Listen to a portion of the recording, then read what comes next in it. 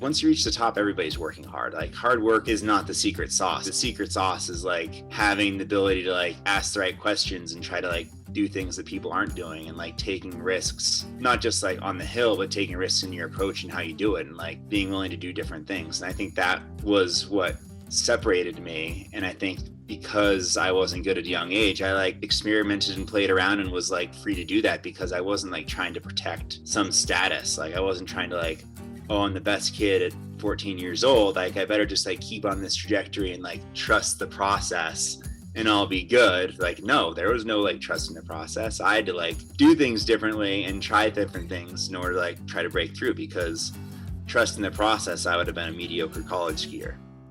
Hi, I'm Chris Waddell. Welcome to Living It, the podcast where we join experts in the experience of being human. Be bold. Say yes to adventure. Say yes to living it. So welcome to Chris Waddell Living It. Today, I'm super excited to have Ted Ligety, recently retired Ted Ligety, Mr. GS, two-time Olympic gold medalist, four-time Olympian, six small globes, so 5 GS titles, 1 combined title. Do I have that right? Yeah, the combined title, that was the one year they didn't award the Globe for it, so I don't officially have a Globe in combined, but I'll take it. If you wanna inflate my numbers, I'll happily take it. I'll do it. Do you want me to go talk to Fizz for you and see if we can get that Crystal Globe for you? Yeah, that'd be helpful. Yeah, that'd be very nice. And also the chairman and co-founder of Shred Optics. So Ted, welcome and thank you for joining us. Yeah, thanks for having me. Good to see you.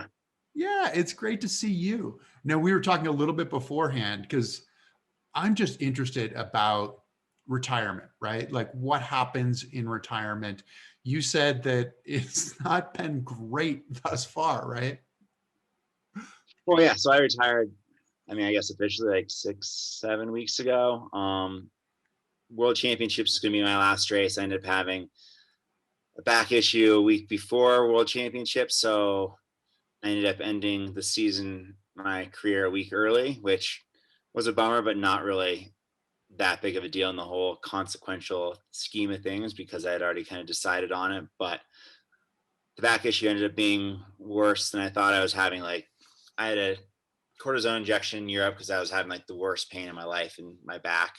And then I got home and like my leg was weak and numb. And so I tried to like just see if it would get better on its own, and it didn't, and then had back surgery last week. And so I had the same surgery a few years ago, and it was like simple, just like walked out of there feeling better. And now I'm like not in good shape, like limping around, like wasn't able to walk for a couple days. And so getting on the mend, I don't have to get back to elite sporting status. I just need to get to being able to play hard as a dad. It's a quality of life deal though, isn't it? Like you've spent all this time being a high level athlete and you still want to be able to enjoy yourself after you've retired. When I retired, I said, I want to train to play and make my playing training. Yeah. Which ended up being harder to achieve than I had anticipated. That's a good way of looking at it, though. I like it. Feel free, and hopefully you can do it better than I can. It takes a fair amount of effort. It sounds like it's relatively easy. Yeah. When you're looking at retirement, are you saying that there are certain things that you will never, ever do again? Like your No, 6-minute workout of death? I'll never race a World Cup again. I don't see that. My body, I don't think would let me do it again. So I want to do like all the things that revolved around it. Like, I enjoy working out. I enjoy all like the stuff around what I did. And I'm a competitive person. I want to play sports hard, and I want to charge, and I want to ski hard, and I want to still ski some gates here and there every once in a while, just for fun too, just because like those things are fun. I love doing them. So I no longer have the expectation of doing it at an elite level and feel like I have to like beat myself up over trying to be fast and all that. But I still want to charge hard for sure. I'm actually looking forward to like mountain biking now and not worried about like hurting myself.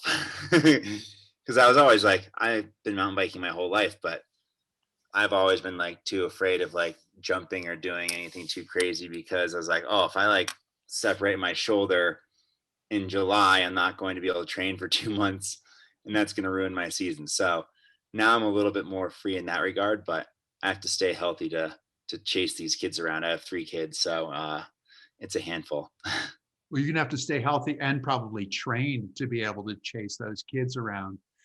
The idea of getting hurt, like when your joy, when your passion becomes your profession, it Yep. changes the perspective a little bit, doesn't it? This idea of I could get hurt and not be able to do what I'm supposed to do. How does that feel like it frees you up now, not having that obligation? I mean, skiing probably wise too, right? Yeah, it's hard to say. I mean, it's nice to like know looking forward that like I don't have to like train in like a professional level, and I don't have to like I was pretty regimented. I was like try to like always have a very like solid weekly routine and working out and getting ready and preparing for the season and trying to like get ready to be my best and my best shape and all that.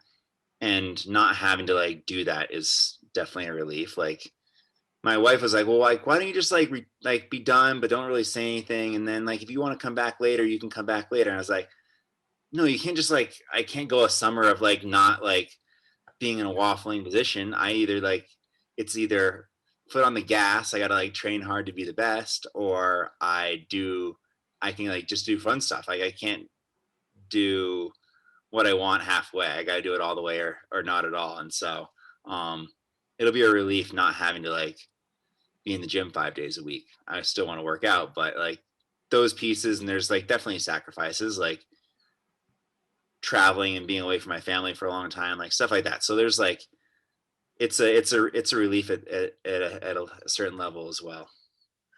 Will you do what is it, your 6 minute death workout? Is it 6 minutes of death or Oh pain? yeah, yeah. No, No. I don't need to punish myself like that. I want to work out to stay strong and stay healthy and be able to do the sports and the fun stuff and ski and do everything at a high recreational level. But I don't need to like really throw myself through the gauntlet. You don't need to be ready for that bottom pitch at Adelboden or something like that when your legs are burning. Yeah, exactly. I'm not training for elite level sports anymore. I'm training for fun level sports. Which is great. And you want to be able to do it well. And obviously you've done it so well. What do you think you'll miss the most? I mean, it's so close right now. I'd imagine it'll change over time. But right now, do you think you'll miss anything about being a competitive athlete? Yeah, I know I miss a lot actually. I mean the competitive like racing at the highest level and like that competitive jitters and feeling of like trying to compete against the best in the world and being one of the best in the world, like all those feelings like around a race, I will definitely miss. Like that's you can't really replicate that anywhere else. Like to be able to like stand in a start gate and know you have to like throw down and that's like you're like that's such a small opportunity. Like you definitely get that rush and adrenaline and the jitters and like that will be hard to replicate anywhere else. I think it'll be hard to like my whole life has been centered around like trying to ski race fast and all that. So like definitely like the day to day like goals and purpose is like different now. It's like it's not like there isn't that day to day purpose and goals, but it's just not the same as it is when you like have dedicated the last. I mean, I consider like starting to take ski racing professionally serious from when I was like 14 going to winter sports school. So from that point until now, that's a long time of like having a singular focus. And so that'll be like a different adjustment for sure. I'll miss like the camaraderie with my teammates. I'll miss like a lot of my friends and stuff that I see on a regular basis over in Europe and all those experiences. But yeah, it's a new world as well. So it's exciting. It's like it's scary and it's exciting. It's interesting that you talk about that being willing to throw down. And I've always thought of the starting gate as like the ultimate decision maker, right? That Yeah. it's like once you go through that starting gate, Yeah. you only have what you've done in terms of preparation. And Hmm. it's your physical preparation, it's your mental preparation. do you get attached to those little things that you have to do to make the difference? I mean, it's like it's a sport that's determined in hundredths of a second. I think what's unique about ski racing is like other sports, you can go out there and like kind of suck or be off your game for the first little bit of of it. You know, you can like if you're a tennis player or golfer, like you can suck for like a half an hour or an hour and like get back into it and still win. Most sports, like whatever sport it is, like there's definitely room to like not be on the top of your game from when you start the match. And ski racing, like the longest GS course is a minute 20 or so, the longest downhill course a minute 25. Like if you're not on it from 1/10 of a second in, then you are done. Like there's no chance. There's no like getting it back and like figuring your way back into it. Like you have to have it figured out in the start and be confident in your approach and go for it. Cause like your window of opportunity is like, yeah, is that minute and some, you know? So it's a hard challenge, like psych yourself up for that little bit of time and having like that preparation, all that. And like they also like in ski racing, like there's never like a perfect prep period. You always like wish you were more prepared, but you have to like roll with it.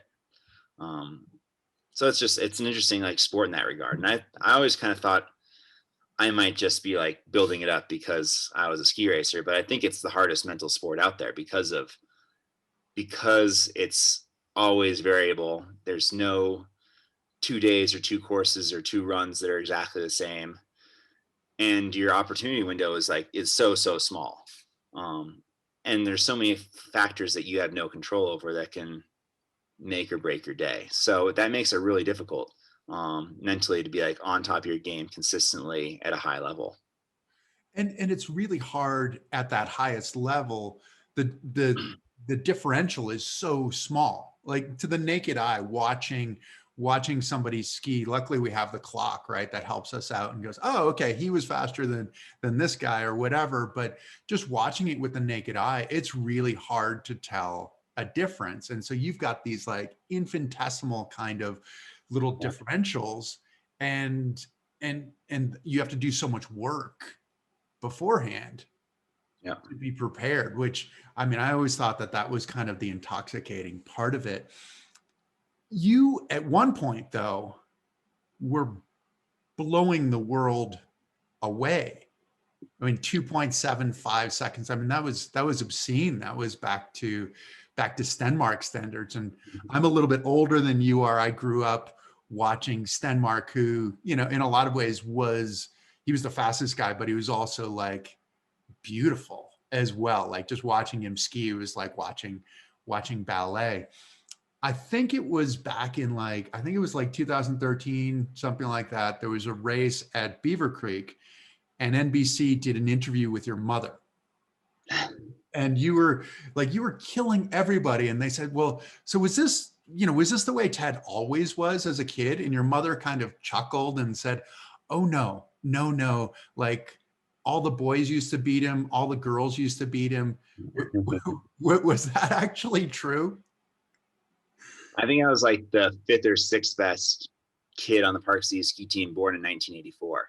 So, yeah, I would get beat. I was not anywhere close to being the best. I definitely had like times where, I get beat by everybody. Like I wasn't even close, like to being even among the best on my local ski team. And then it wasn't until I was probably like 17 or 18 that I started like getting to the point where I was like one of the better on the local club and starting to get recognized regionally. So I got dominated on for a long time. And I credit that actually a huge part of like, I wouldn't have been able to do what I've done and had like the same like fight and fire and that like mental approach and that hunger if I was good at that age.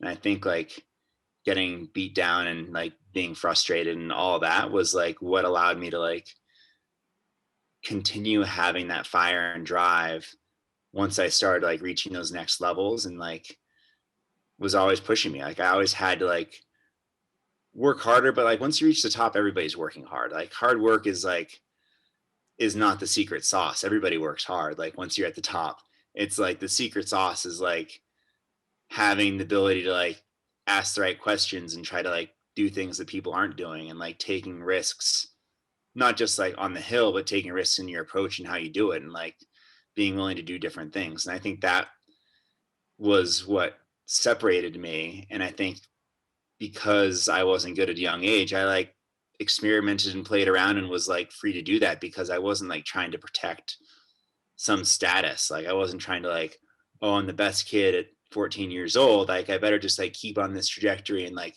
trust the process and I'll be good. Like, no, there was no like trust in the process. I had to like go break it and like do different do things differently and try different things in order to like try to break through because trust in the process, I would have been a mediocre college skier. Were you were you the one orchestrating that? Were you the one going out and breaking shit, or was it with the coaches or your parents, or was it kind of an individualistic pursuit where you're like, okay, this isn't working, I'm going to figure it out? Yeah, I think it was individualistic pursuit. I mean, of course, I had coaches and people that like helped me along the way, but I mean, a certain like if you want to like make a difference and like change things, you have to take it upon yourself. Like you have to take ownership in it. My parents were like very hands off in my skiing. Like they wanted me to do well in school, and if like skiing was fun and I was still doing well in school and not being a brat, that's like that was their goal for it, you know? And they are both good recreational skiers, but they don't have any idea of what ski racing really is. I mean, they do better now, but especially back then.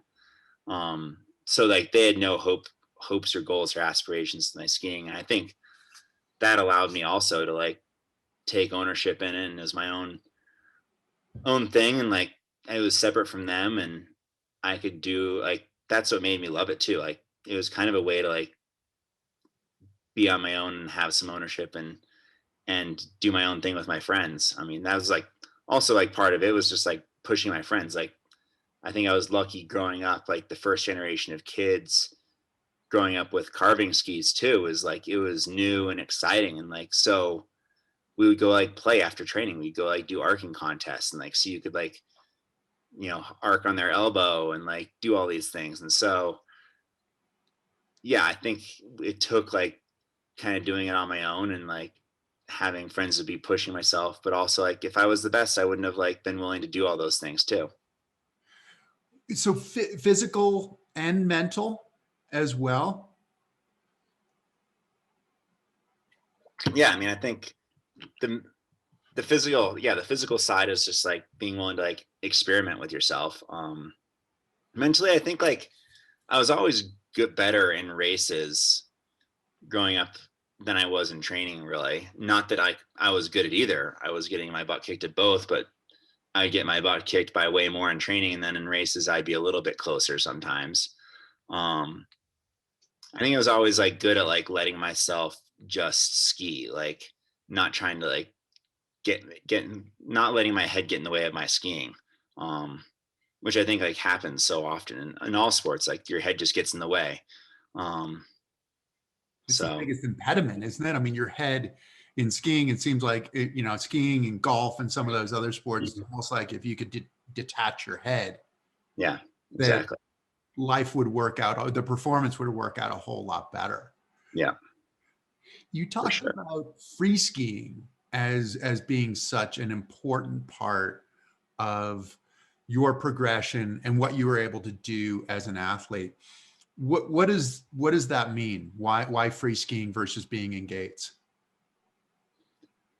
Uh, I think free skiing allows you to just like experiment and play more on your skis.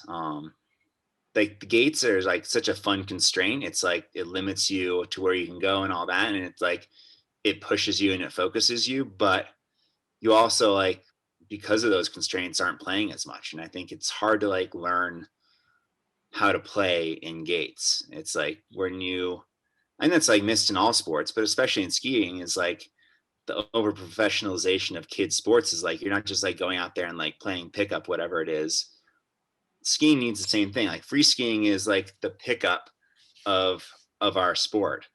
And going out and like straight lining mogul fields or hitting cliffs or hitting jumps and just trying to carve and play, I think was really important in like pushing my limits. And then like you get more comfortable when you try to bring some of those skills back into the gates because you had more miles. And you can only ski like so many runs in the gates before you're like dead, but you can go out and free ski and take 40 runs and just playing around all day long, you know, so you can get so many more miles in that way. So I think that's like, that's an unfortunate thing. I think that's missed in like younger kids development is they don't like spend enough time just like out there playing. Is that where you get in touch with the individualistic side of the sport? I mean, you definitely had an individual style that was different than a lot of people. And we talked about, you know, like Stenmark back in the day, and you kind of look at like a Stenmark versus the Mares. But then you look at like Tomba and Girardelli and some of these guys who, you know, Von Groningen, you know, who might be more similar to you in some ways, but how it goes through such where you look at the people at the top and that there is not one cookie cutter, this is the way that you do it. Whereas sometimes I think what you're talking about with being in gates, you can become an automaton, right? Automaton, I can't get it. You can become a robot, right? We'll call it a robot, as opposed to having this individualistic kind of feel. Did you have any direction in that? Like any heroes, anybody who kind of pushed you in that way on the free skiing side? Just like my friends, I think like, and I grew up liking to like watching like big mountain movies and like free ski movies and stuff. So I was inspired by like that side of things. And like in high school and stuff, that's like kind of when free skiing was taking off. And there are some kids in the winter school that were some of the best guys in the world for that. So I was like inspired by that side of the sport as well. And I think like when you're out free skiing, like you're just having fun and you're feeling what you're doing, you know, you're not just like doing stuff to do stuff. You like feel if you do this, it changes the way your skis tip there. And you like start to like feel different things and how your ski reacts to different body movements. Um, and I think like taking inspiration from like those other aspects of the sport was influential, and having it being like fun and friend driven. Like it was just like a few of my buddies and I would just go like rip around and like ski all day, and that was fun. So um I think that's just like, yeah, and that's part of why my technique is like different than a lot of other my peers, is that it's derived from just like playing in like my own feeling. I feel like that's sometimes when you watch a lot of other ski racers, like they're so, they try to be like you say robotic and so technical that they like lose the feeling. Like they lose, like they don't know if you like drop your hand here, twist your hip there, what it does to your skis, you know, like they don't play enough. They don't understand like all the different variables that you can like play with on your skis. And so that was really valuable for me.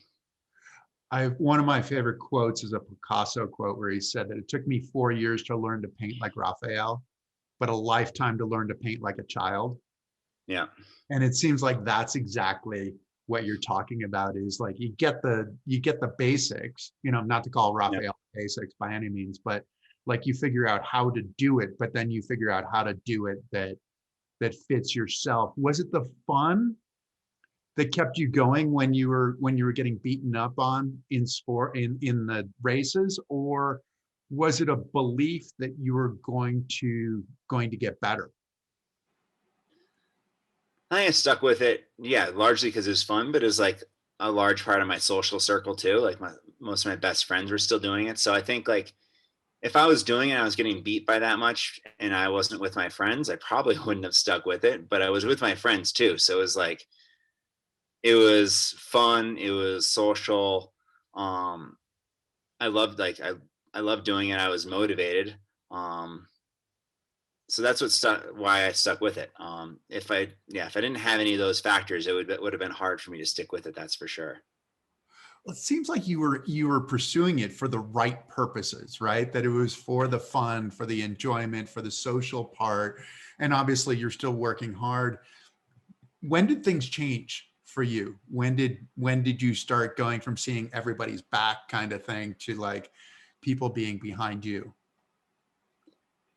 I mean, it didn't happen it happened quickly in relative terms, but it was like one, I think there's like a couple like moments when things changed. Is like I broke my hand in the middle of the season when I was like 17 or so. I'm trying to like think of exactly the season, and I couldn't ski with a pole for like a month and some, and so I wasn't really training gates. So I was just free skiing without poles, and like I'd free ski or I'd train a little bit of GS without poles, but like that made me like take a step back and like do something different. And like I skied a lot, but I was skiing differently and having to like a new variable that I had to contend with.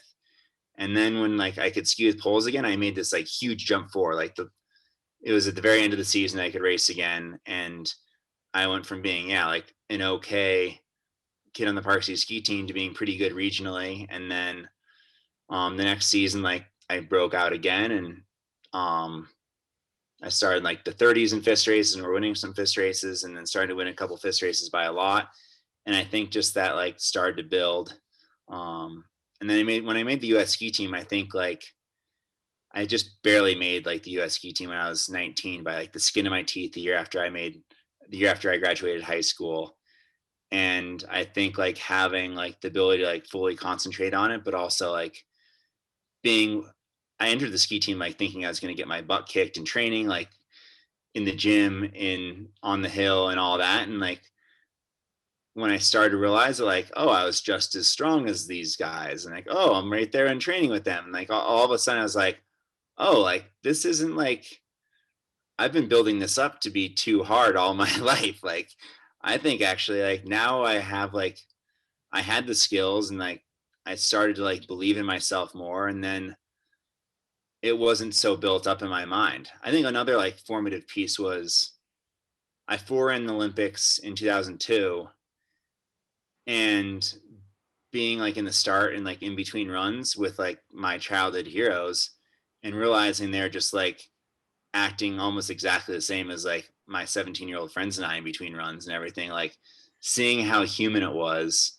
also was like a light bulb in my head, like, oh, because I'd always like thought in my head, like, oh, imagine like if you were like the favorite of the Olympics, like going to the big, your like big Olympic day, like how nervous, like how do those guys sleep? And like whatever it is. And then to like see them on the big day and be like, oh, it's just like they're just like me and my buddies when we have a big race. Like it's not like, and even some ways more relaxed than some of us were. And to realize that you didn't have to be a robot, I think was also a big like mental hurdle I cleared too. Um, and it all Taking them made off it seem more approachable.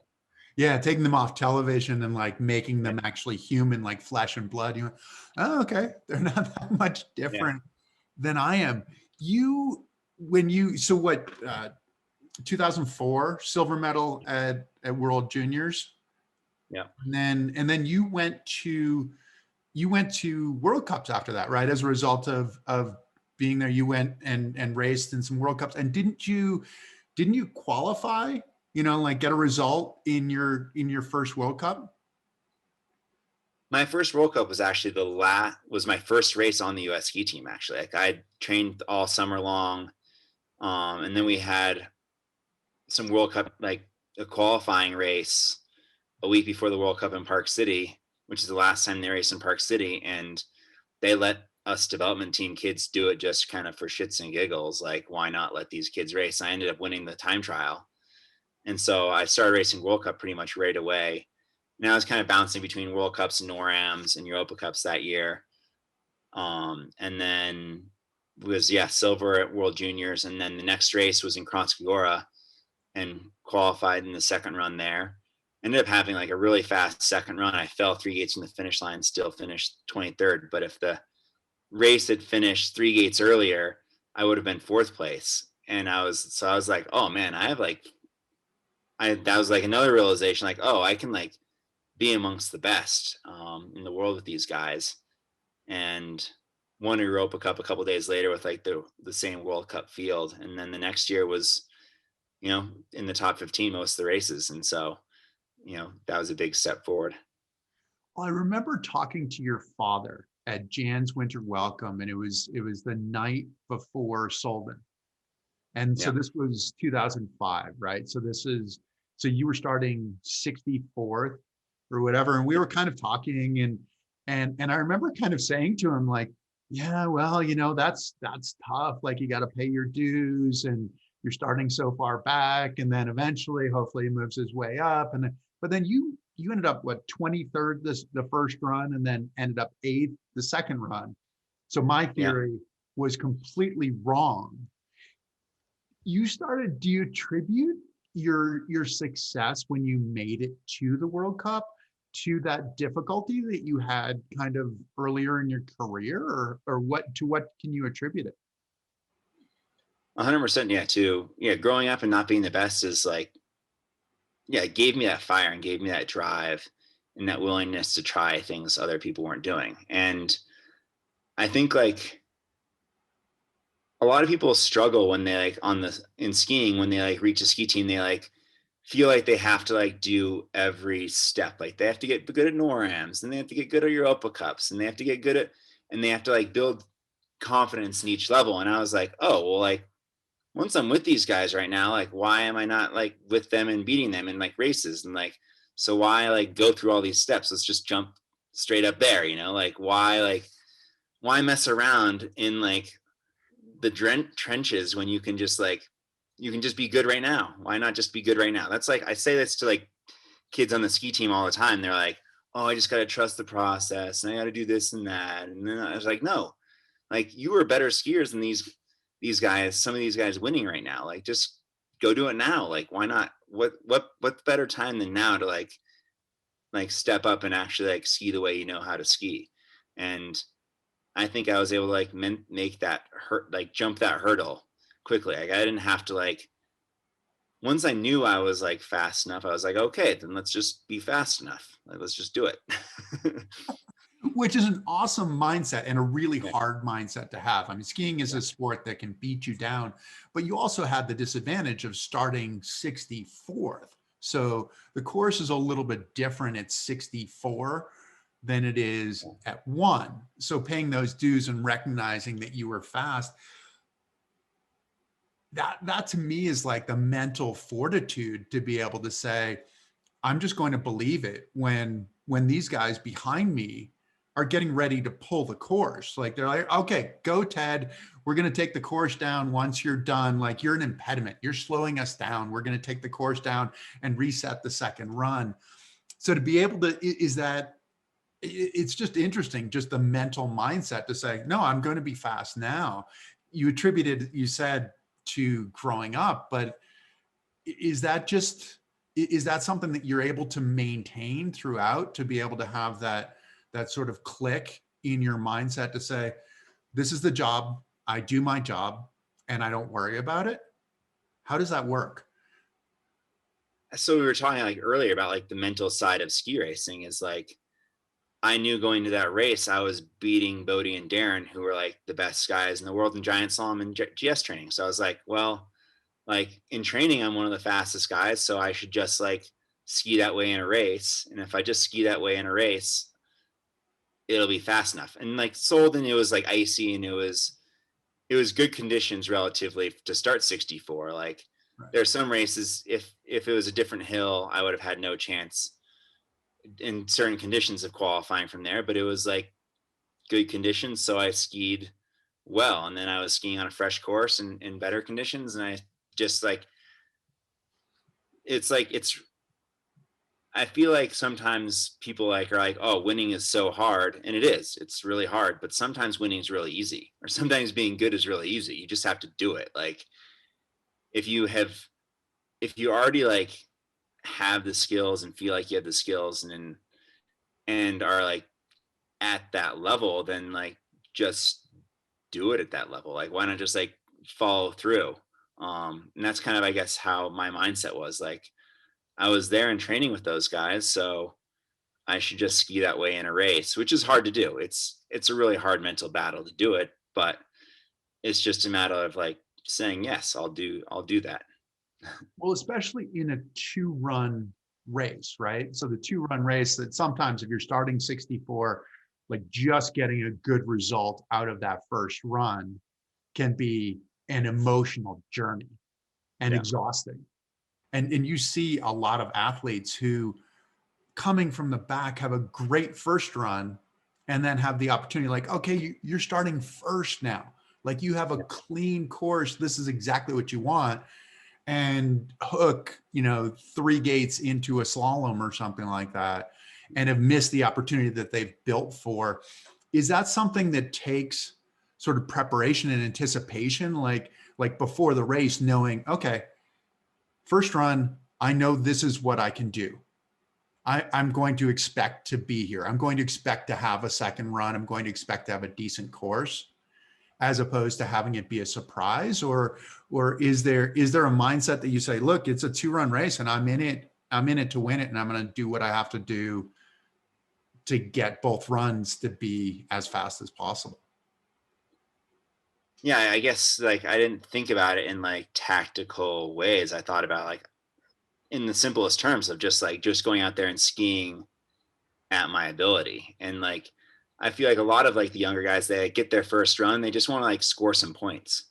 But just like if you score 1 to 10 points, like it doesn't change anything for you. You still end up starting at the very end of the next race, and like you don't actually like sure you scored points, but like that doesn't actually do anything in the terms of your career. It's nice to say you've been in a second run, but like if you're there, you just like you have to keep like just ski the way you know how to ski, and then maybe if you are good enough, you'll make a huge move and like win the second run and get to eighth like I did. That's so. I think I was willing to like let myself ski the way I knew how to ski, which I think is rare. I think not a lot of people let themselves ski the way they know how to ski. It's a challenge, and something that often happens toward the end of the year almost, right? It's almost like you put in all your time, the sun finally comes out in the spring, and you go, okay, now I'm just going to have fun. But if you can take that mentality, and it sounds like you were spectacular at that mentality, but you had fun. So one of your biggest breakthroughs, I mean, you talked about getting to 4-run in 2002 and 4-running on the hill that you trained on. And obviously you didn't train on that full length GS very often. They didn't start you around the corner on the flats and come onto CVs with that like 270-degree turn or whatever that you basically have to make coming onto CVs. But you had been on that hill. But the big breakthrough when you sort of introduced yourself to the world was at the Olympics, when in Torino, when you won the combined. You said that you thought you might have had a chance. I was predicting, I mean, this is just me, and it was me in my living room, but I was predicting that you were going to win it because it was going to be 2 runs of slalom. But how much fun were you having running slalom in 2006? I was loving running slalom in 2006. That was a breakout year for me. I'd been on the podium a few times in slalom. I think I was second in the world at the time in slalom, and was just like in the zone in that event. So it was so much fun. I mean, I still think like when slalom is going well, it's the most fun event out there. When slalom is not going well, it's not very much fun.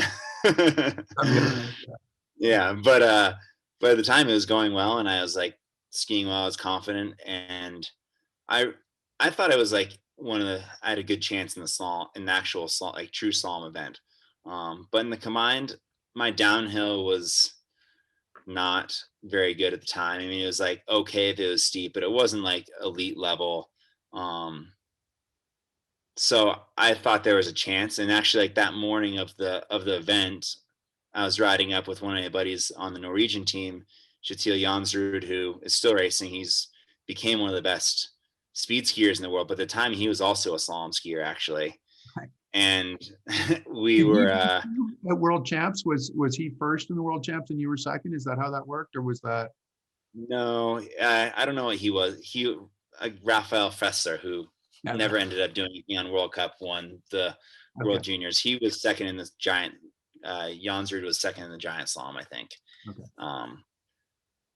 But anyhow, like we were riding up the lift with each other before the downhill to inspection. He was like, "Oh, we actually like we have a chance today actually because it's 2 runs of slalom and this and that." And I was like, "Yeah, whatever." Like, yeah, maybe we have a chance, but that kind of like started getting the ball rolling and made me think about it a little bit more. Um, and then after the downhill run, I was in like 30 something place. I forget how many seconds out, but actually, when I looked at the results sheet, I was like, oh, I'm only a second off of Benny Reich, and I'm only a couple tenths off Georgie Roca, and I'm a couple tenths off of like some of the guys who were like going to be medal contenders. I was a long ways off Bodie, but I was like, oh, like I don't have a chance of getting the gold. Like I'm too far away from that, but I'm close enough to like the guys I need to mix with to get a medal. Um, and then we're also lucky, like with how the format was. The first run of the slalom was based on slalom points, so I got to run early in the slalom and won that run by a lot, and all of a sudden was in third place. And then all of a sudden, like my mind says, like, oh shit, like I have a chance at a medal here. I remember like actually in between runs, I was like thinking, I was like, most of my friends at the time were like racing in college, and I was like, oh, what would like, I mean, imagine what my friends would think if I actually won an Olympic medal. Like, holy cow, like how cool would that be? And then I was like, okay, I gotta like stop thinking about like what it is and what it means, and just be like, I'm just gonna go ski again, just like not worry about the results. Like I'm only 21 years old. Like if I get a medal, great. If I don't, great. But I'm gonna like go out there and like ski hard, and then we'll see what happens. And I ended up having another amazing set, another amazing run. Won that run, came across the finish line after being third, being in third place, winning by second and some. So I was like, ooh, guaranteed a medal. And then watch the next two guys come down and not being able to do it, and just being like, holy cow, I can't believe this just happened.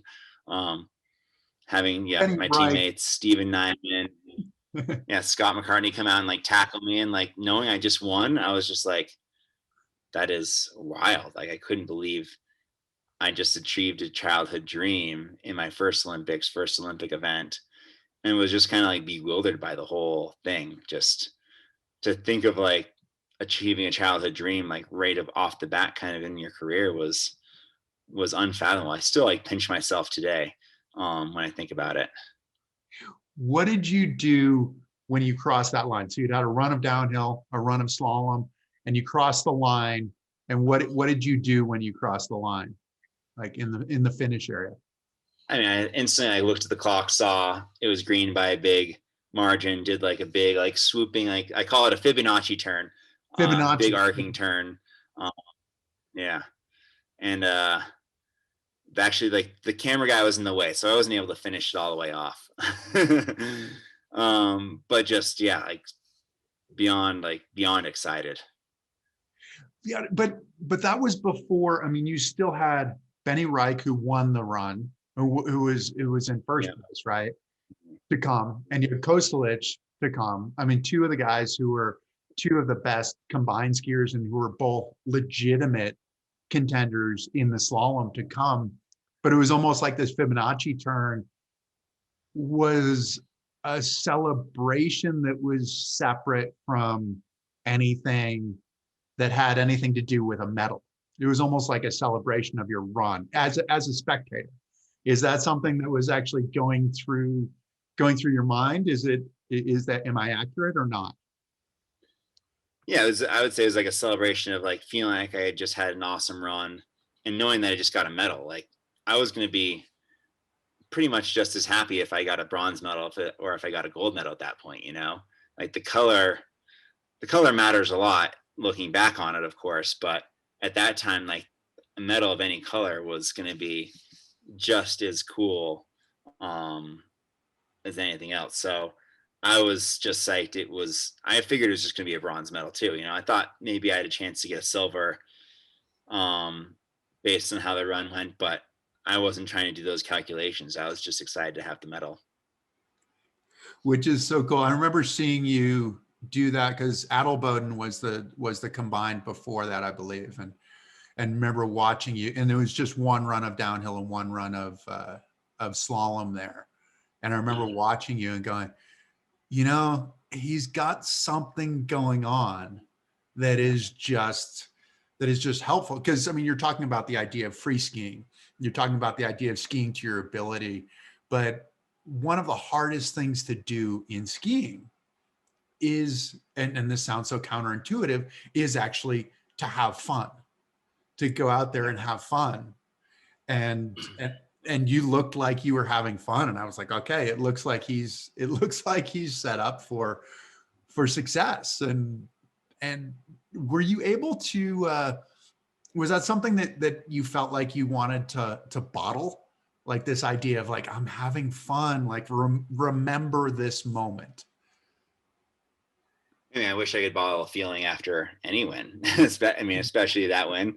I mean, it's such like it in skiing or any sports, like when you have like all this like bottled up tension and like anxiety or like these like nervous feelings of like trying to like perform at your best, and when you come through and do it, it's definitely like an explosion of joy and relief and all these emotions. And so um yeah, I mean, that's like I say, something I'll miss like in this next phase of my life is all like there'll be different things to triumph over, but the like the combustible energy of actually like competing in sports and having that all like blow up and come through, and like that winning feeling is just like it'll come in drips and other things, and I'm sure in life, but to have it, be such an intense combustible thing, it's hard to get that in anywhere else in life, I'd imagine. It's hard for it to be as small and exact, and to have that deadline of like, there's a race on Saturday, Yeah. and you race that and whatever race it is, and it's that minute and a half, whatever Vangen is, 250 or whatever that is, but whatever that period of time, it's hard to have that in your regular life. And I think it's one of those things that it's been 17 years for me since I retired. Yeah. And I still think about it. I still think about, how do I transfer kind of that moment and create that moment in my Yeah. life when things really matter on such a critical level. Did you start Shred Optics after Torino? Was it Yeah, after exactly. you're 21 years old? Yeah, I started it that next summer. Yeah, I mean, for at the time, like in the ski world, like either you had racing gear like the UVXs and Carreras, or you had like the Oakleys and Smiths and stuff like that that were like cooler, but like the Oakleys and Smiths didn't work for ski racing. They're way too small. Like you couldn't see where you're like in a tuck, and I wouldn't be caught dead like skiing around like free skiing Park City or around with my friends. Like I didn't want to be wearing UVX or Carrera. I thought there was like a need for something that like had a big field of view, like kind of checked the boxes of what I needed to perform, while also like being cool and fun and younger. And that was like really the impetus for starting Shred. Um, like I just wasn't happy with what my options were. And I had a friend who started Slytech Protective Gear a couple years before that, who was Italian. He was in Park City that summer. We were on a mountain bike ride. He was staying at my house, and we're like, I'm talking to him about this idea for Shred. Like I had the idea, like it was forming in my mind. And he's like, oh, I love that idea. Like that's a really cool idea. And I think I have some like ideas and ways we can actually make this happen. So that was in July. And then we had prototypes in August. And then we had like a product, just like a few products for like myself and a couple other athletes to wear come November, and then started rolling from there. So it was like no real plan or planning to it. It's just like me thinking there was like a need or a niche to fill, and wearing something that I was like proud of that would give me, confidence in the mountains and help me perform, but also was cool enough that I felt like people would want to wear it. Um, and we started from there. It was like a very naive, immature way of going about the business because we had no plans. It was just like very organic, and went from there. Yeah. Did you think it was going to happen, or were you just kind of like thinking out loud, like, oh, we need this. There's not this thing that melds the like the cool with the functional. Did you think you were just thinking out loud, or did you think it was actually going to happen? It was a little bit of both. Like I had the idea and I wanted to make it happen. I also like was in the midst of my career and didn't necessarily have the means on my own to go like make it happen. So luckily like Carlo like was there, like he was there at the right moment in the idea iteration process and was the right person to like understand the idea, get it, and like know how to make it happen.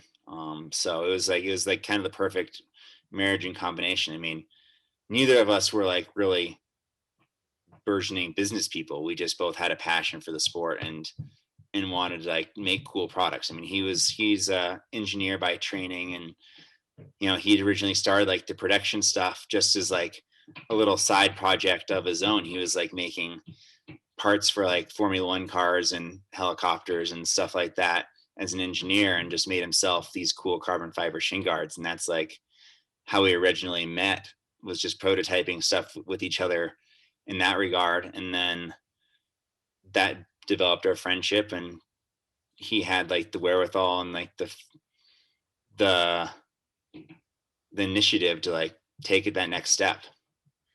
So you saw his shin guards and decided and thought, okay, this is where the friendship started, because he's MIT trained too, right? So Yeah, he MIT. ended up going to business school at MIT later on. He was trained at he was in materials engineer in Padova, which is like kind of like the MIT in Italy. Um, and is actually one of my teammates originally saw him at a race with these shin guards, Jimmy Cochran, who was going to school as an engineer and like was like, holy cow, those things are cool. So he struck up the original conversation, but when we're talking to Carlo, like originally he's like, oh yeah, I can make you guys some like custom ones. Like tell me what you want and this and that. And that's like just kind of how the relationship started. And so he ended up started making a bunch of protective gear for a few of my other teammates, and that's just how the relationship started. So it's like really unplanned and organic. And then you had this idea, he had the ability to do it. And this is while you guys are on a mountain bike ride. Is that Yeah, right? we're on the Crest Trail. Yeah. And you're just talking back and forth as you're on this ride, and suddenly it created this company.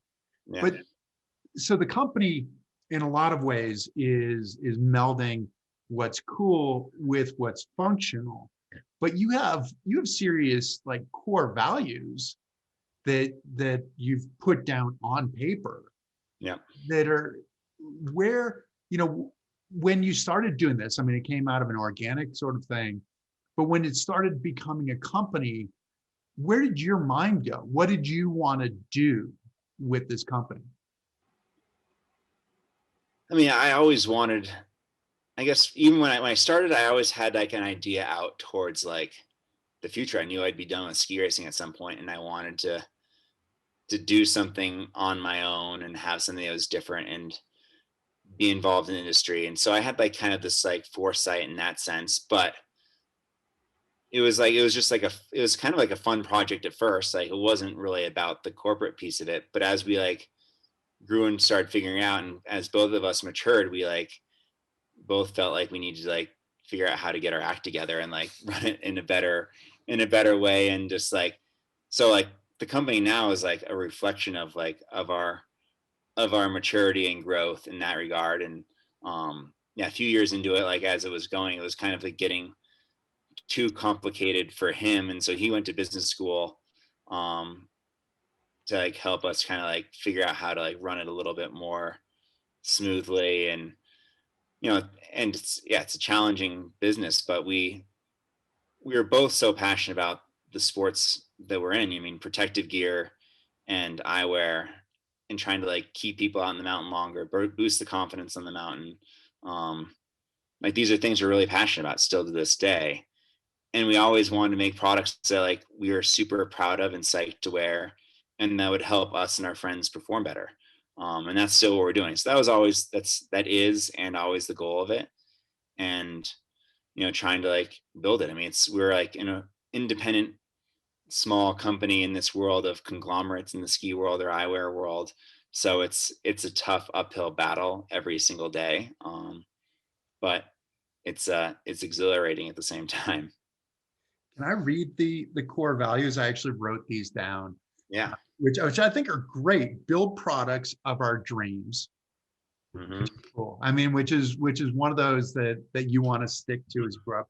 Inspire change, innovate, design for performance and perfection or protection. Do more with less, which I'd imagine as you're a startup company, that's one that probably you're like, okay, that's definitely a part of who we are.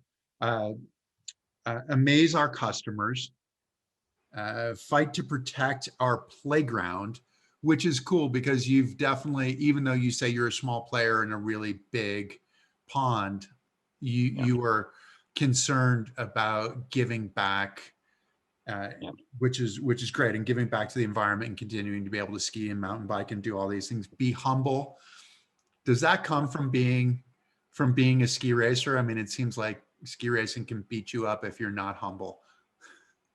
Yeah. There's no sport where the best in the world loses more than they wins. So that you definitely learn to be humble in the sport of ski racing. And this is kind of our beginnings, like trying to like, yeah, like approach it from a humble spot. Like when we start a product design, like iteration is like being humble in our approach to it, like really taking a lot of feedback and not be arrogant in our approach on it, just trying to like make the best product we can for ourselves and those around us. And there are two more: have fun and stay true to ourselves. And Yeah. from our previous conversation, it sounds like that's a lot of your journey as an athlete as well. How were you able to balance being a full-time athlete with starting a company? I think like in a lot of ways, having a company and being an athlete was like a good mix in the sense that like I could think about things outside the sport. It was like an escape for me in some ways. It was like something else to like take my mind off of the sport. And I would say like what I always say like about like how my involvement in the company is I'm involved in everything and I do nothing. That really like I couldn't like be the one executing on things. So I had to like trust the team around us. Um, but involved in every decision and the product. And I would, go on our production trips to Asia or to Italy or wherever it was, and I'd be involved in every step of the way. But at the end of the day, I'll be off on the road for 8 months out of the year, so I wasn't like doing a lot of the day to day execution of it. So that was something I had to like trust and rely on the rest of the team to really do. So that's kind of how it was balanced. It was what yeah, it's hard like to balance those things when you are a full-time athlete and traveling all the time. A lot of time on the computer, a lot of time, emailing and getting on Zoom or Skype or whatever it was that we were using and FaceTiming and when I'd have breaks like going to our office and this and that. So yeah, it was a tough balance, but it was better than being bored. Definitely better than being bored. Did you feel that you were lucky in some ways that you didn't have to do the day to day, or did you feel like you would like to do the day to day, or how did you feel about your role within the company? It would have been impossible for me to like execute on a day-to-day basis because you have to have somebody there that can like follow things from Right. start to finish, and like if the timeline for a product is a 2-year timeline, I'm going to be gone for these gaps and I won't be able to I won't be able to execute on everything. I can follow along on every step of the way, but I can't be the one, you know, doing every piece of those steps. So it would be an impossible task to be the one doing day-to-day work. I mean, there are some pieces I could do and some pieces I couldn't do, depending on what the timeline was and where we were in our, cycle, business cycle or product cycle, whatever it was. So it wouldn't be possible as a full-time athlete trying to do it at a high level and executing, um, because we're running, like, the company is international. My partner's Italian, so we have an office in Italy and office here, and operating in a bunch of different countries. So it just wouldn't have been possible to like execute. And that's like what I'm looking forward to as a new challenge, is like being able to be part of that team that can like start to execute and being more involved in the day to day. Will be will be a new and interesting and tough challenge, and yeah, it'll be different for sure. On your website, you have some spectacular videos, and you talk about being a little company. I mean, how are you able to shoot those kinds of videos and have that kind of production quality on your website? How can you afford it? I mean, we piece it together. It's like buddies and just like trying to do it as cheaply as possible. Planning. I mean, uh, yeah, it's like sometimes it's easy and sometimes it's really hard to get good quality stuff. So in that regard, so yeah, we just have to piece it together. I mean, it's a good team. Everybody knows like and understands that like our budget is small, and we really try to like focus on the couple things we can do. I mean, when you compare us to a bigger company, we're not doing nearly as much on that side of things, but we do. Yeah, we do a lot with a little. We try to do as much as we can with the little we have, um, and we, like for the most part, a lot of our stuff is very like simple, doing it ourselves, even, and piecing it together. Like so, yeah, it's a challenge for sure. That's, I mean, the reason I asked it is that was the answer that I anticipated, but it doesn't look that way. I mean, it looks Thank like you have a great production value. I mean, the spectacular venues, all of that stuff, and but at the same time, it's some of the democratization of video in some ways of film, in that you get a lot of really skilled people and a lot of people who are in a position where they've been shooting for a long time. Like they've been shooting their buddies doing things, and it looked like that. And we Getting rely a lot on our athletes too for content and production stuff, and like a lot of athletes in more of like the free ski, snowboard, mountain bike world are like used to having to like produce these kind of things. So that's actually be like interesting in the next like phase of my life, is like trying to like create content, because as a ski racer, your content is being on TV a couple times a week at a ski race. And that's something I've tried to do. Like most ski racers don't really produce any content. And that's something I've tried to do like with my partnership with GoPro and stuff like that over the years, is like try to come up with like interesting content or cool things for people to watch. And my production value isn't always that high, but now I'll have to start to up my game as I take on that next world of being more in the free skiing and different side of the sport. Yeah, well, I wouldn't knock yourself down too much on your production value. I mean, I think you get some good stuff that gives us an opportunity Yeah. to be with you, and to have a sense of like what it means and how you do it. How many athletes do you have? I mean, you're a small company, but there are, I mean, you might not know an exact number, but there are a lot of athletes who are wearing shred. We see a lot of Argyle in a lot of places. Yeah, we have a great team. I mean, a lot of them are just like um either like friends of mine or people I've known along the way, or people who like the product or like the story. And um it's hard to like, yeah, off the top of my head, I don't have an exact number. It's like kind of fluctuates, but we're lucky we have an awesome team. For being a small company, we've really had a great team of athletes over the years that has really like outperformed, like they've done amazing things.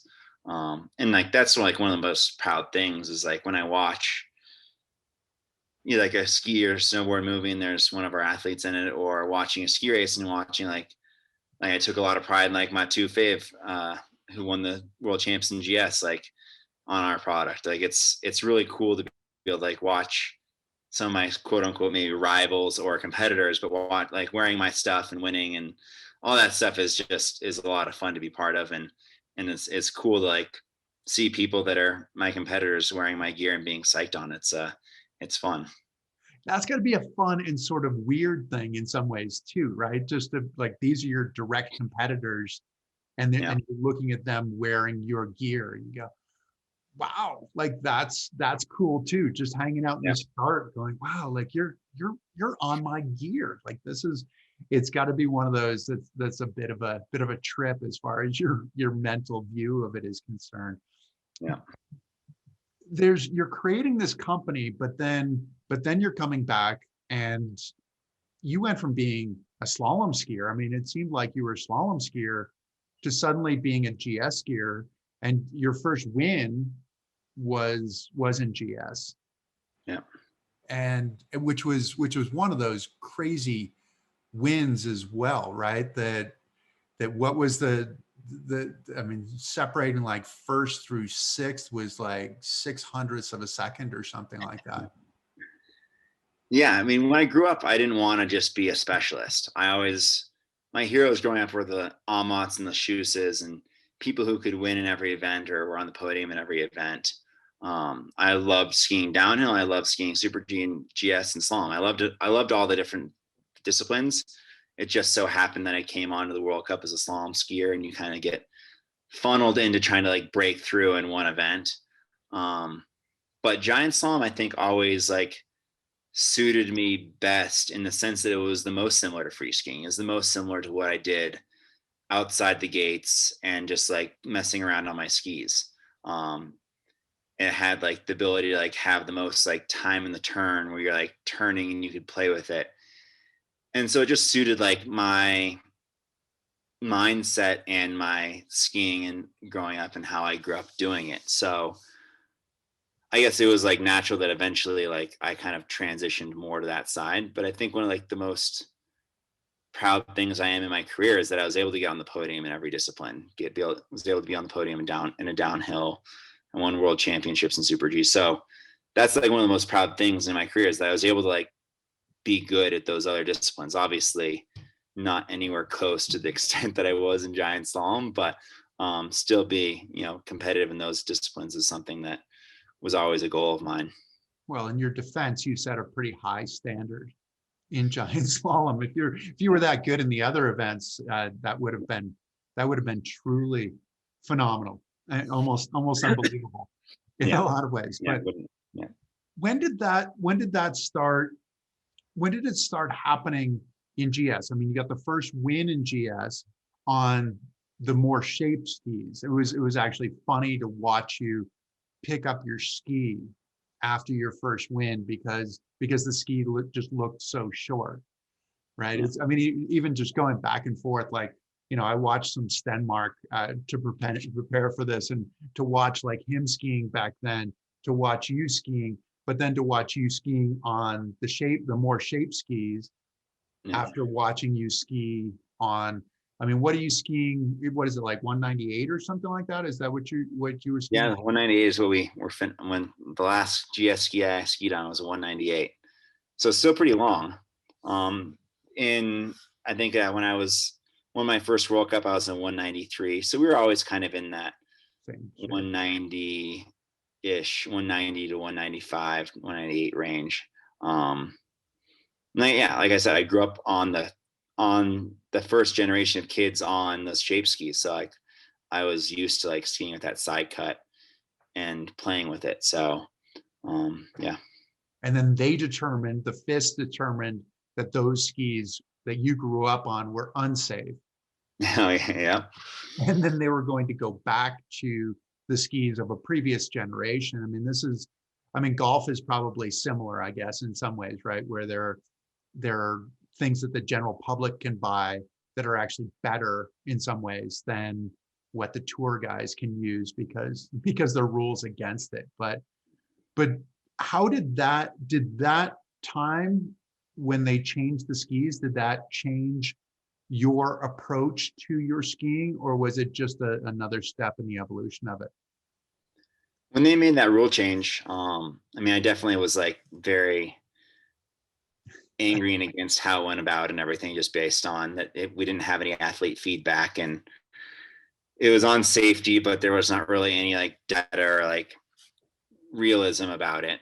So we definitely, like, I fought hard against it, but once it was a done decision, I knew that like it was going to be a big change in the sport. And so the season before we even had the switch, I was already starting to test skis with Head, starting to ski on them.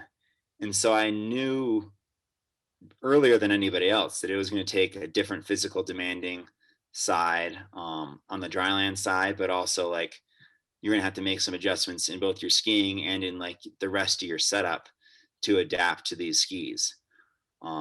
So I was, I started working on it before anybody else, and I started having ideas on how to like make them work better earlier than anybody else. And I think they did match better with my skiing in the sense that like I was able to get larger edge angles and was able to draw the turnout and was able to do some things in my skiing that were beneficial with those skis versus other people. But I also started working on them way earlier and understood that there was going to be a big change earlier than most people. So, I changed my physical training during the summer based on how it felt to ski on those. They were way more physically demanding to ski on.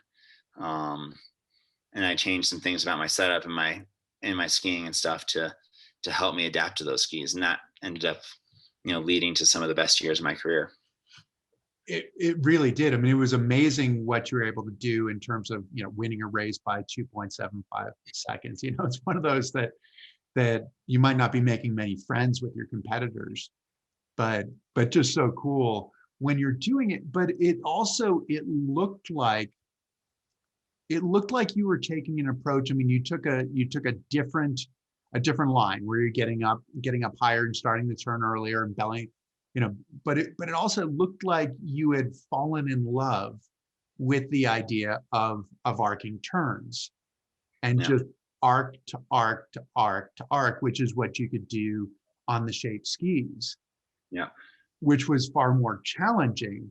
One, to have that arc to arc, but then two, to also have the kind of angulation that you have, because you don't have the shape of the ski to pick you back up. That ski just wants to drift. And so the looking at that, is that how you approached it? I mean, it's almost like you approached it in a sense of not necessarily just about being the fastest, but about doing it correctly in the way that you were supposed to do it, at least in your mind. Is that fair to say? Yeah, I just knew there was going to be some adjustments, both like mentally and tactically, and just like how you approached it. Like you couldn't approach the turn the same way, because on the shape skis you could kind of just gotta go straight at the course, and the ski would come around and help you, and you could figure it out. Maybe if you slid a little bit of the turn here, you could still get rebound out of the ski and acceleration. Whereas like you couldn't do any of those things on the new skis. So I knew like I had to do some counterintuitive things. Like you said, I had to go like a little bit higher and rounder and like force myself to go there in the turn to like create a clean edge and rebound. I mean, skiing is all like racing is all about like either like the only way to be fast is like shortening the distance, decreasing friction, or increasing rebound, and like you need to work on all those factors together. And if you maximize for one, you don't maximize for the others. And so finding like the balance of those three factors, like I knew there was going to be in order to like get the least amount of friction and the most amount of rebound, I'd have to like compromise distance a little bit. And so just like getting that in my mind, that was like kind of how I'd have to go about it. And like, it just was like a shift of mindset and shift of a way of approaching the course. And it took some time to like learn how to ski there because it was different. You were so strong coming out of the bottom of the turn. I mean, just like so strong and so clean coming out that it's almost shocking in some ways, to see. I mean, even versus other World Cup skiers, to see just how strong you were consistently coming out of the bottom of the turn, but also to see that angulation for you on the aesthetic side. what is the, because you're kind of painting a picture, aren't you, as you're skiing, like what is the thing that you say, oh, like that's that bit of perfection that I'm looking for in the turn? Is it the angulation? Is it the way that you're able to finish the turn? Do you have that mental image, or that objective? Yeah, for me, it was about like feeling just a clean arc, like no slippage in the turn, like just like rolling from like one clean edge and immediately feeling like a clean edge again. And then like um, using that like force against you to like push and balance off of it and then get yourself like super laid over so you could pull that radius around in a tight manner where there was no slippage. Like that was like the thing for me was like always just trying to like feel clean, like I was arcing like a top to bottom nice clean turn, like go from C to C, like just like wah, wah, just like really smooth transit like turns, and like trying to make it like smooth and clean. That was like always like the objective, and the feeling was like just trying to be like just clean, like. And that's when you're going down bumpy icy courses, like it's impossible to be clean top to bottom, but trying to like maximize that and trying to like push yourself, like challenge yourself to be clean when it wasn't comfortable, or wasn't like, didn't seem like, yeah, wasn't comfortable, and like wasn't, maybe like didn't think was possible. Just like continue like pushing like the limits of how to do that. Was always like what I strove for. And I think in order to like get that cleanliness, I had to like get into these body positions that were maybe, yeah, aesthetic of laying it over hard, and like that type of thing was the feeling I strove for. Did that come to you naturally? Because it almost seems like as I'm watching you, it's almost like a chain reaction kind of thing. I mean, you talk about like linked turns, but it almost seems like links of a chain or something like that, where it's like with the top of the turn you're building, then you're building the middle of the turn, then you're building the bottom of the turn, and it seems like in some ways it looks absolutely beautiful, but it also seems like a painstaking process to make sure that it's like to get the line right here, to get the line right there, because there is this sense of perfection.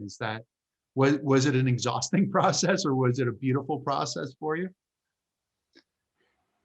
I mean, it was a fun process. I mean, it's when you're like racing and like skiing those courses, yeah, you're exhausted at the bottom because it's, Right. 3 5 Gs every single turn, you know 40 50 times a course, and it's a lot of pressure on your body, and you're trying to like maximize like the rebound, like you're trying to like get slingshot out of every turn. And um but it's a fun process, like the feeling of like making clean turns down a race course, especially like when you're like on the edge, was exhilarating. Like that's so much fun. And like, always having to manipulate the turn. Like there's not like one turn you do exactly the same, because the radius changes, the hill falls away, or there's a bump or whatever it is. You're always like kind of like manipulating the turn through it and trying to like move move through it. And it's yeah, it's just like it's so different every single time. So it like really keeps you engaged. Do you look back and think, because I mean, you're sort of this prompts that turn at Beaver Creek, right, in 2014. Like, Yeah. do you look back at some of those turns and go, yeah, like I did, like you were in concert with the mountain in such a cool way? Do you look back on those turns and go, yeah, that's one I did? When I look back at those turns, I'm like, it kind of like gives me anxiety. Like, oh man, I can't believe I like was doing that right there. That's like kind of like a sketchy way of going over that roll.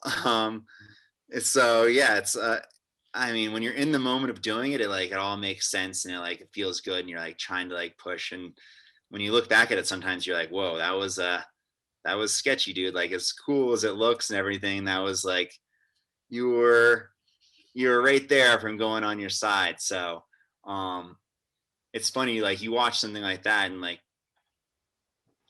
I could never go like replicate that on purpose. It's just something you have to like do in the act of the moment. Well, it's kind of being in the flow, isn't it? Like you do everything beforehand, and sometimes this genius actually comes out. It's your moment of Yeah. like creation. And Yeah.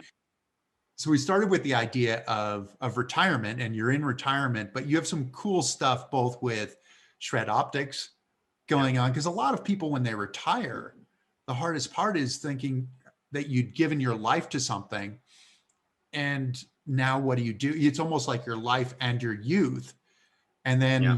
then at 30 something years old you have to go and change and figure out what you're going to do as a grown up. So looking at what you have with shred optics, but then also you've just signed this deal with shoes as well. So what's the deal that you have with shoes? So I'm a brand ambassador, but I'm working with them on, prototyping different ideas and coming up with like on the design aspect and all these different aspects. So it's fun that it's not just like, oh, here's some clothes, go wear them, see you later. It's like I've already been involved in a few of the calls as far as trying to prototype things and ideas, and that's always been in my mindset. I mean, that's a big part of why I started Shred. I mean, with all my partners, with Head, even like, I've always been really involved in the ski engineering side of things. So I was really excited when they approached me that they also wanted me to like be involved in the product development side of things. So that's been really fun so far. And um, you know, I'm lucky that like I've had the career that I've had and that I can transition and keep a lot of my partners for years to come, and work with them, and whether it's on the product side or like on the corporate side. So,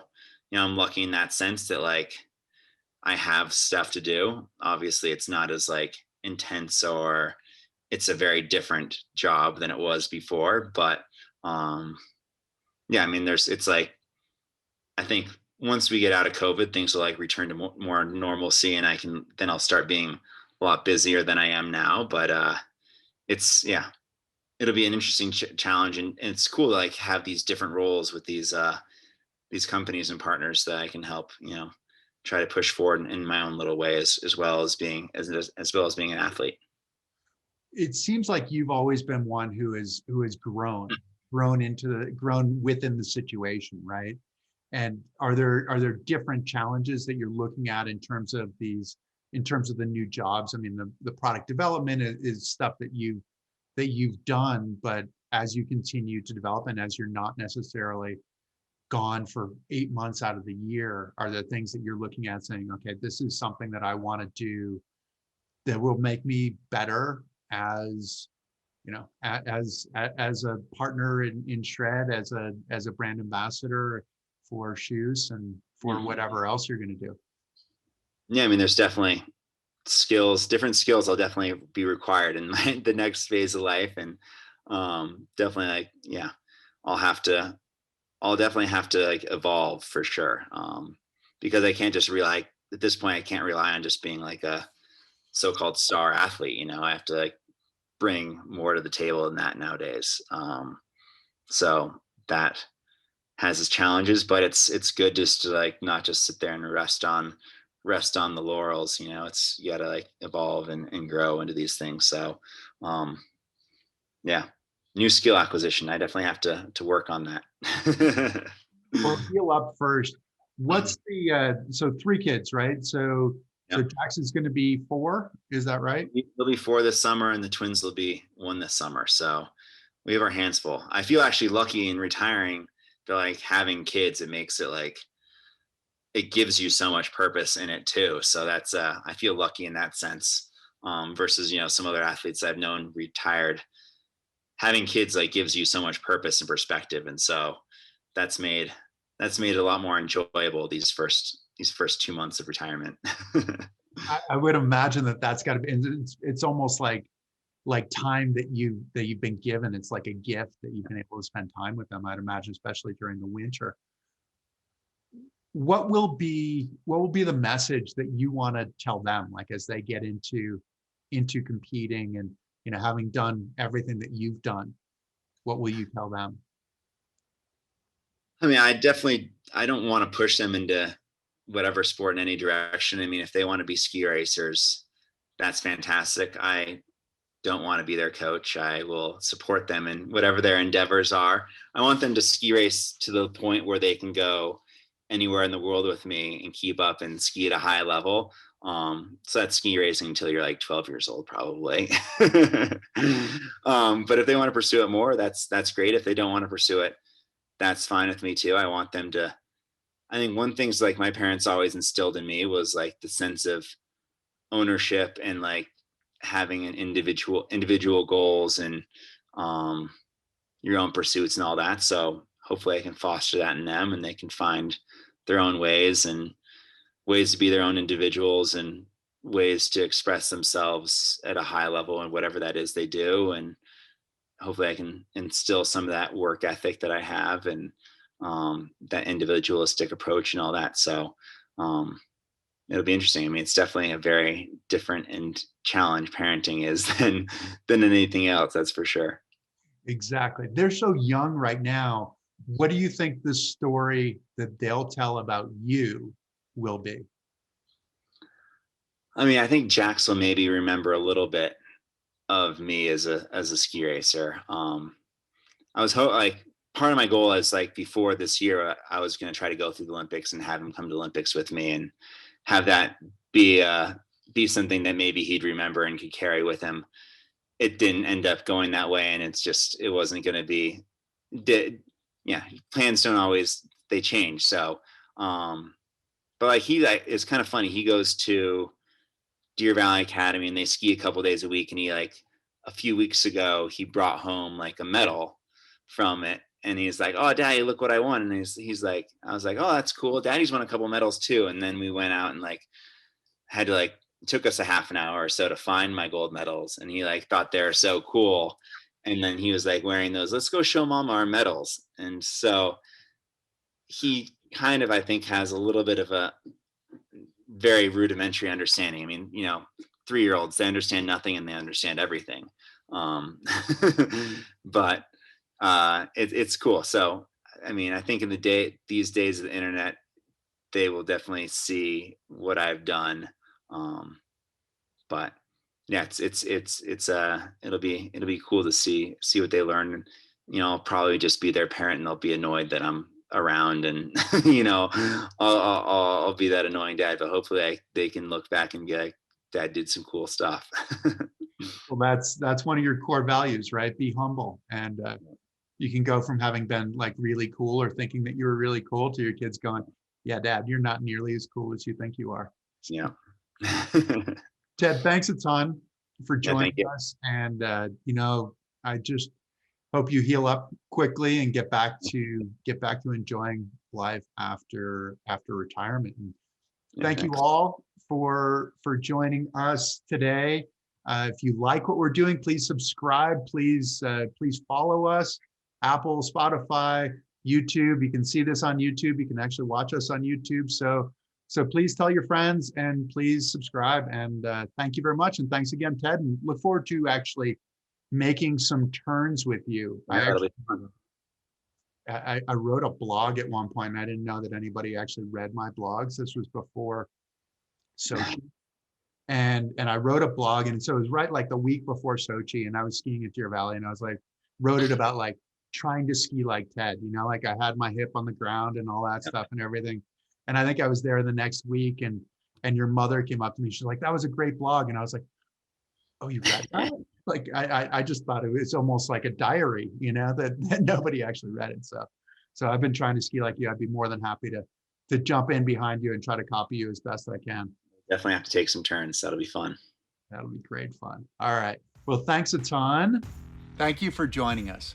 Please subscribe to Chris Waddell Living It for more stories on the adaptive community, the Paralympics, artists, athletes, entrepreneurs, experts in the experience of being human. Also follow us on Spotify, Apple, Facebook, and Instagram. I look forward to seeing you next week.